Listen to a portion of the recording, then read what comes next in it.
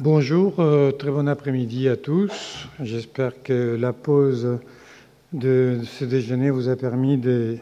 bien laisser sédimenter les bonnes idées et toutes les bonnes choses que nous avons entendues ce matin. Bienvenue à tous à ces colloques. Merci à nouveau à Dominique Kerouédan de savoir donner tant de mal à l'organiser et de nous avoir conviés à participer et à pouvoir discuter ensemble autour de toutes ces thématiques qui nous tiennent tant à cœur. Dans cette session qui ouvre l'après-midi de cette première journée, on va la consacrer à la gouvernance mondiale et à la diplomatie en santé. Sujet, comme vous le savez, très ancien, mais à la fois très nouveau et qui présente des problématiques nouvelles qui s'inscrivent dans des conditions toutes particulières avec le poids croissant de la santé aujourd'hui dans la politique étrangère. Nous aurons le plaisir, mis à part bien sûr, de l'honneur qui m'est donné de vous présenter cette séance et de la présider. Nous recevons aujourd'hui Deise de Freitas Lima Ventura, une femme du sud du Brésil, mais qui habite à São Paulo et qui est à l'Université de São Paulo au Brésil, qui aura le plaisir de nous présenter ensuite la thématique sur le Brésil et la diplomatie sanitaire, les enjeux de la solidarité. Il en va de soi de dire qu'aujourd'hui, la diplomatie brésilienne est une des meilleures diplomaties reconnues dans le monde entier. Et cela nous fait attendre avec impatience le commentaire de Daisy. Sa présentation sera suivie d'une présentation par Pierre-Marie Pelé de l'Organisation mondiale de la santé en Éthiopie et qui traitera sur le dialogue politique et diplomatie internationale face à la pandémie du VIH-Sida en Afrique. Thématique tout à fait particulière, comme vous le savez, qui a lancé ou relancé une sorte de diplomatie internationale dans le domaine sanitaire. J'ai le regret de vous annoncer que notre troisième invitée, Ilona Kickbusch, qui est une femme extrêmement mobilisée dans le domaine de la santé internationale et de la politique étrangère en matière de santé internationale, du Graduate Institute de Genève, nous a fait savoir qu'elle ne pouvait pas participer cet après-midi. Toutefois, elle nous a fait parvenir tout le set des diapositives qu'elle nous avait préparées. Je vous assure, il y a une bonne cinquantaine d'excellents diapositives qui seront à votre disposition dans les actes de cet événement. Sans plus tarder, pour ne pas perdre ce petit temps de questions qui nous a offert Ilona par son absence, je me lance directement à introduire la thématique d'aujourd'hui, tout en faisant à la suite une présentation concrètement de cette initiative qui a été lancée en 2006 par 7 ministres des Affaires étrangères, l'initiative Diplomatie et Santé. Vous savez que la relation entre la santé et la politique étrangère est vitale, complexe et contestée. Pour élaborer une politique de santé aujourd'hui, les gouvernements, les institutions internationales et les organisations non gouvernementales doivent trouver des mécanismes pour gérer les risques sanitaires dans chaque pays, mais aussi dans les rapports et relations. Ces efforts ont conduit à créer le nouveau monde de la diplomatie de la santé mondiale. Force est de constater que les États ont également inclus la santé dans leur stratégie, dans la compétition internationale pour le pouvoir et influence. Pendant la guerre froide, par exemple, les États rivaux, notamment les États-Unis, l'Union soviétique et la Chine, se sont engagés dans la diplomatie de la santé, dans la coopération et de l'aide pour affirmer, stimuler et encore mieux consolider leurs positions géopolitiques et leurs ambitions idéologiques. Par exemple, je suis sûr que vous vous rappelez que l'Union soviétique organise à Alma-Ata en 1978 une conférence sur les soins de santé primaire très motivée par le désir, et je cite, de montrer au monde sous-développé que leur forme de socialisme pouvait accomplir ce que d'autres systèmes politiques ne pouvaient pas. Cette motivation peut être aussi constatée au cours des 10 ou 15 dernières années où la santé devient le cadre souple ou le pouvoir subtil, celui qui ne se montre pas tout à fait mais qui est pourtant là, mais pourtant très influent que les États peuvent exercer dans la poursuite de leurs intérêts nationaux. La prolifération de la montée de la santé comme question cruciale de la politique étrangère avait émergé avant le lancement de cette initiative Diplomatie et Santé, puisque les problèmes de santé apparaissent de plus en plus fréquemment associés aux questions traitées par les diplomates. Et je cite ici, par exemple, la protection de la sécurité nationale, le renforcement de la puissance économique nationale, le développement des régions, des régions et des pays stratégiques, la promotion de la dignité humaine et les droits de l'homme, parmi d'autres objectifs des intérêts des politiques étrangères. Pourtant, les questions de santé qui ont historiquement eu tendance à faire partie de la politique moins influente dans les relations internationales, car elles étaient souvent regroupées dans les programmes de développement et ceux traitant des problématiques des droits et dignités, trop souvent à l'extrémité inférieure de la hiérarchie des intérêts des États. Pourtant, des efforts visant à relier la santé et la sécurité existaient bien avant le lancement de l'initiative Diplomatie et Santé. Par exemple,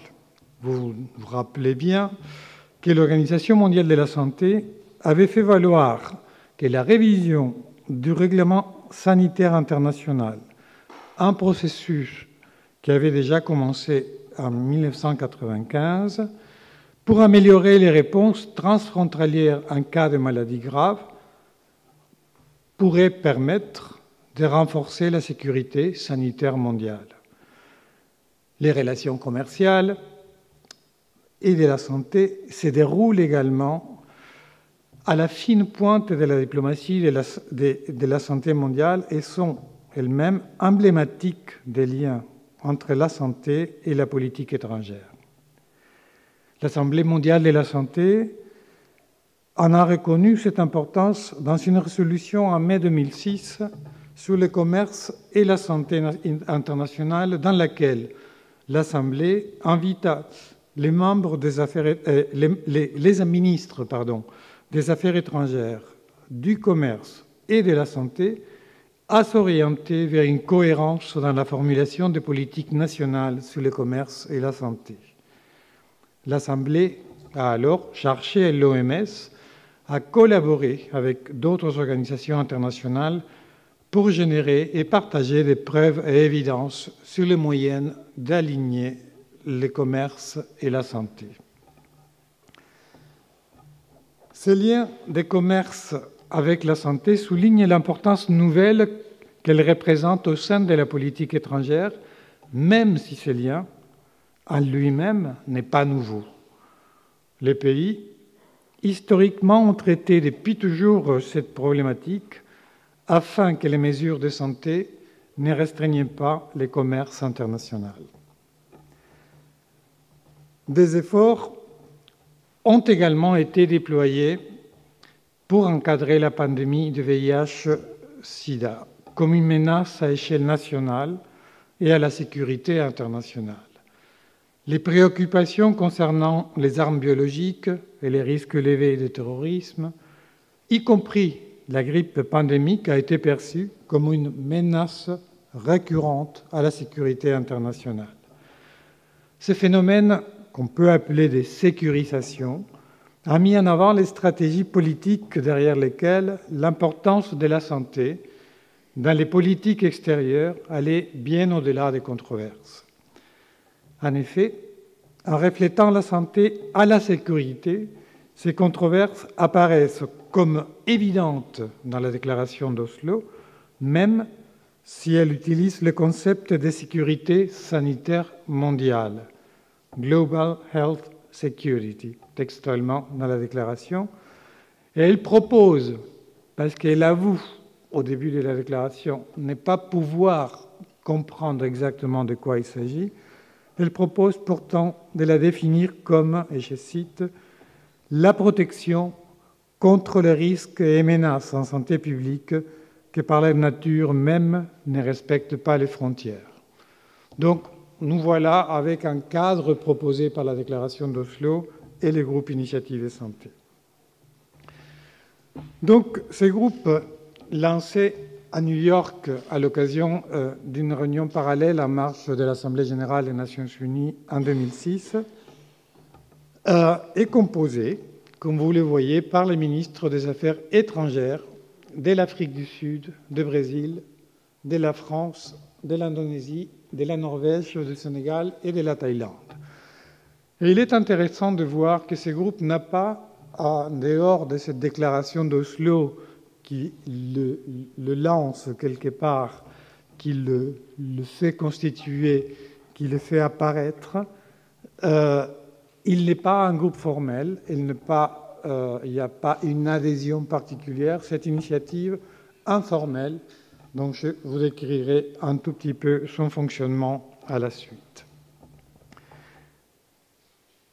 Sous la constatation donc que l'état de santé global a un impact profond sur toutes les nations et est profondément interconnecté avec le commerce et l'environnement, la croissance économique, le développement social,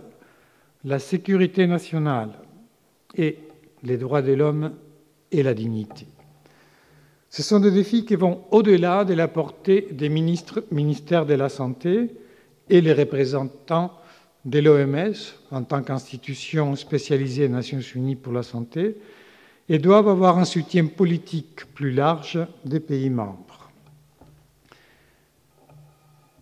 L'initiative Diplomatie et Santé, lancée à New York en septembre 2006, fut une idée d'un week-end de deux ministres qui se sont rencontrés dans une belle ferme au sud de la Norvège. C'était Jonas Gahr Støre, alors ministre des Affaires étrangères pour la Norvège, et Philippe Douste-Blazy, alors ministre des Affaires étrangères de la France, auxquels se sont associés notamment le ministre des Affaires étrangères du Brésil, de la Thaïlande, de l'Indonésie, du Sénégal et de l'Afrique du Sud, et a été finalement donc formalisé par la déclaration ministérielle d'Oslo le 20 mars 2007, déclaration qui plaide pour que la santé internationale soit considérée comme une question majeure de politique étrangère. Lorsque l'initiative avait été lancée, l'importance croissante de la santé comme une question de politique étrangère avait géré des questions assez importantes, mais certainement pas de consensus sur sa signification et son importance. L'initiative Diplomatie et Santé et la déclaration d'Oslo, on connaît aujourd'hui les groupes Diplomatie et Santé comme les groupes d'Oslo, reflètent donc la prise de conscience croissante de la politique étrangère et de la diplomatie des défis posés par la santé mondiale, défis posés particulièrement lors de la première décennie du XXIe siècle, et a déclaré à travers cette déclaration que la santé mondiale est une question à part entière de la diplomatie et de la politique étrangère, s'appuyant sur les questions de notre temps. Donc, ainsi, les 7 ministres qui se sont réunis à ce moment se sont engagés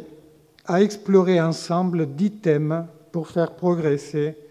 la gouvernance sanitaire internationale. Ces 10 thèmes que vous pouvez retrouver dans la déclaration commencent par une préparation et la capacité, une analyse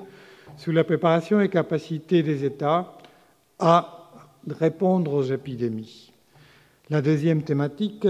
porte sur le contrôle des maladies infectieuses émergentes. Troisième thématique, une question brûlante d'actualité, la problématique des ressources humaines en santé, pas seulement par la formation,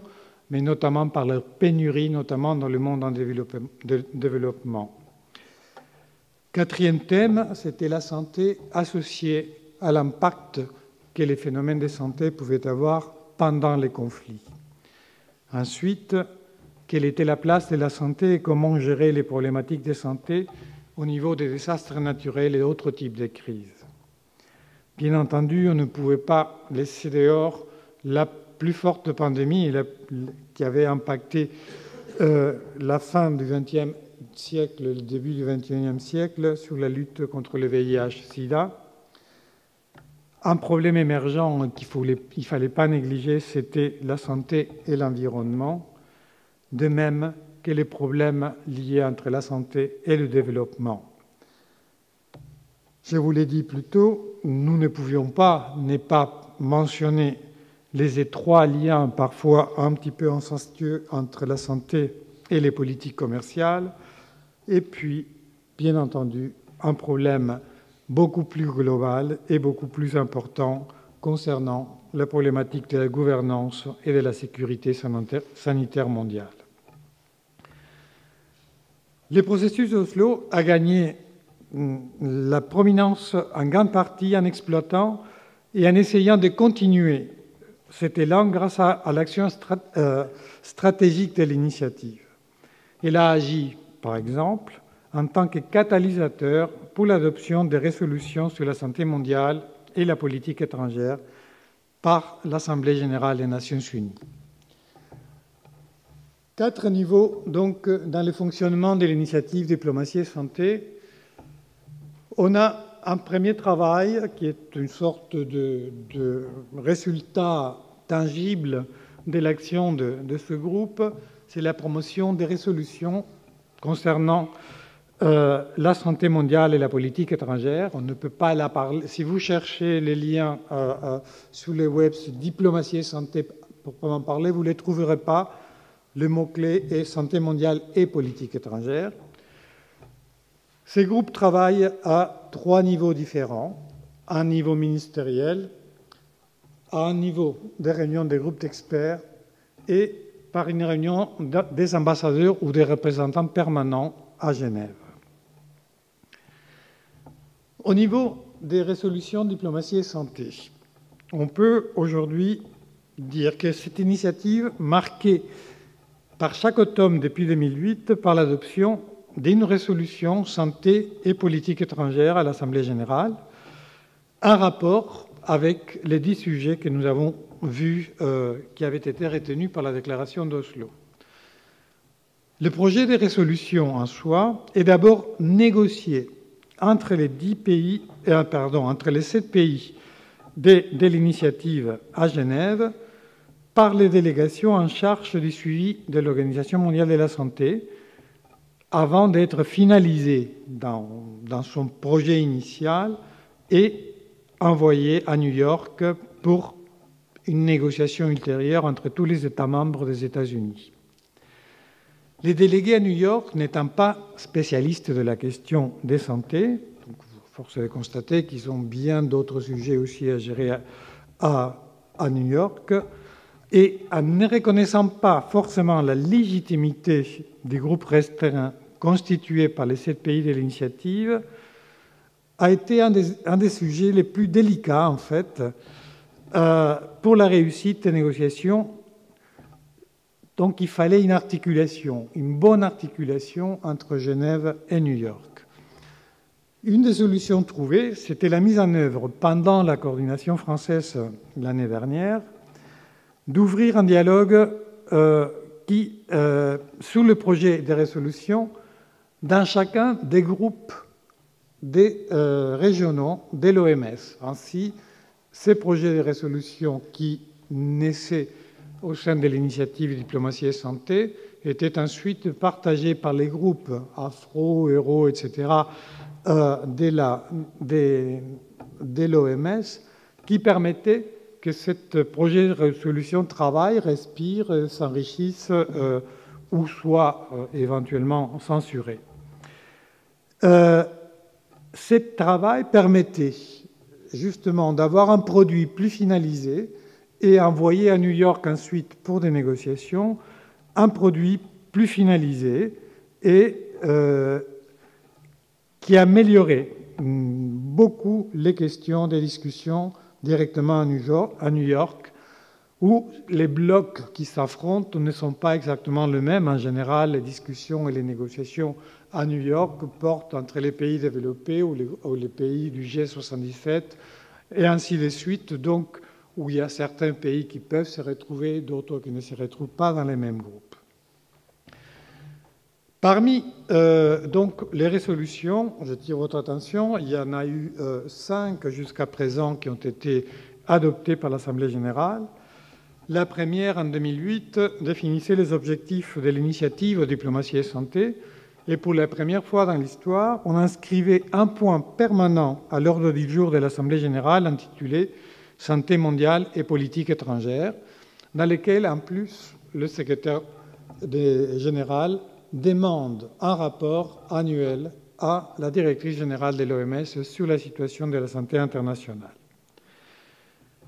En 2009, la résolution portait sur les thèmes des maladies infectieuses émergentes et sur la question de la pénurie et la formation et la circulation des ressources humaines en santé. En 2010, la résolution plaidait notamment en faveur d'une gouvernance mondiale et pour la sécurité sanitaire et la question des pouvoirs être à temps et au rendez-vous à la réalisation des objectifs du millénaire pour le développement en matière de santé. Celle de 2011 évoquait les enjeux à l'intersection entre santé, environnement et catastrophes naturelles.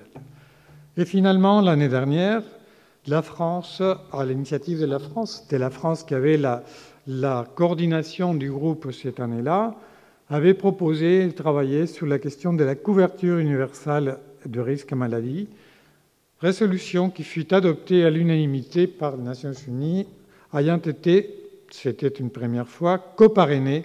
par 90 États membres des Nations Unies en septembre 2012. Simplement un petit clin d'œil pour nos ministres aujourd'hui, qui sont ceux qui font partie de l'initiative Diplomatie et Santé, parce que c'est un groupe informel des ministres des Affaires étrangères,